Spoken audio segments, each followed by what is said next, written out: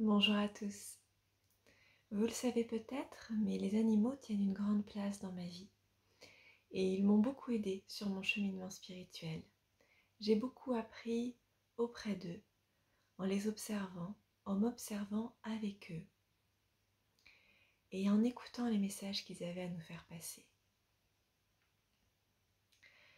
Quand on côtoie les animaux, on se rend compte de leur présence, de leur connexion à la vie, de leur grande sagesse et du fait qu'ils fonctionnent à l'endroit. Alors que nous, humains, nous avons plutôt tendance à fonctionner à l'envers. Pourquoi est-ce qu'il est plus facile pour eux de fonctionner à l'endroit ? Eh bien, c'est parce qu'ils n'ont pas cet ego qui caractérise l'être humain.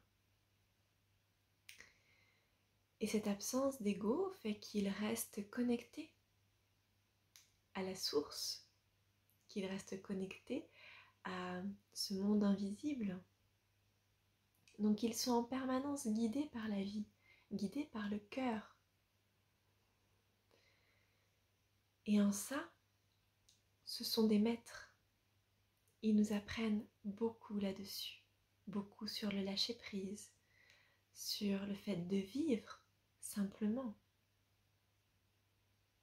et d'arrêter de mentaliser sa vie, mais d'être bien ancré dans sa vie.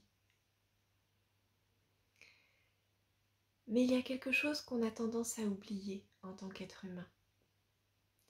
Oui, les animaux sont des maîtres, mais nous sommes aussi là pour les accompagner.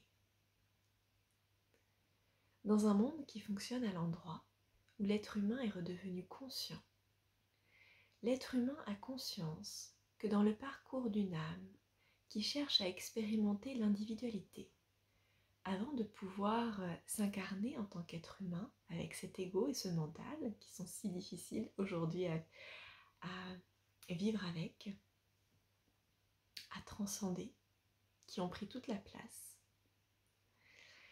et bien avant de se confronter à ce processus, l'âme va s'incarner à travers différents êtres qui vont petit à petit aller vers plus d'individualité. Et cela passe notamment par l'incarnation en tant qu'animal. Et c'est là que nous avons un rôle important envers eux en tant qu'être humain conscient.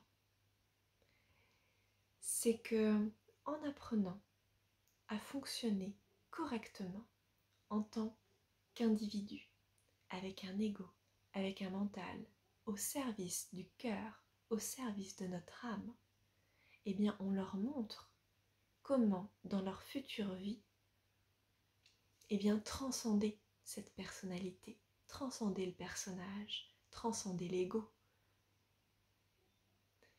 Donc c'est vraiment un processus à double sens. Ils nous apprennent, ils nous rappellent ce qu'est la vie. Mais nous pouvons aussi leur montrer comment aller jusqu'au bout de ce processus d'individualisation, d'individualité, sans se perdre, sans perdre son cœur, sans perdre sa connexion, tout en étant au service de la vie.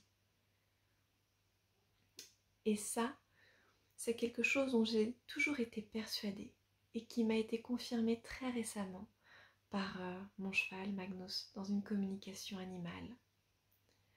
Donc je trouvais important de se rappeler que notre rôle en tant qu'être humain conscient n'est pas seulement de mener sa petite vie, mais d'être au service de l'autre. Et c'est une manière de se mettre au service de l'autre que de prendre en compte l'évolution de nos animaux, l'évolution de ces êtres d'amour inconditionnel qui partagent nos vies. Je vous souhaite une bonne journée. À bientôt.